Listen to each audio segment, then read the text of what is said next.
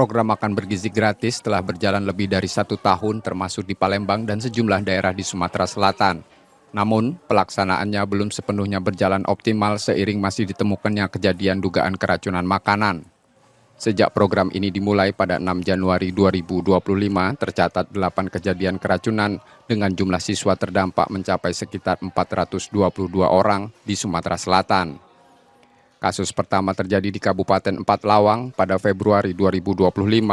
Disusul kejadian serupa di Pali, Oki, Musi Banyu Asin, Ogan Ilir, Oku, dan Kota Palembang. Kabupaten Pali menjadi wilayah dengan jumlah korban terbanyak mencapai 174 siswa. Berbagai upaya perbaikan terus dilakukan terutama pada aspek keamanan pangan dan pengawasan distribusi makanan. 7 atau 8 kasus ya kejadian keracunan makanan di Sumsel. Dengan sekitar 422 yang menjadi terdampak.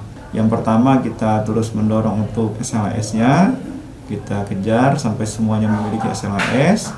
Kemudian kita juga dengan tim Satgas MBG ya melakukan pembinaan secara rutin berkala ke SPPG dalam rangka untuk menjaga keamanan pangan.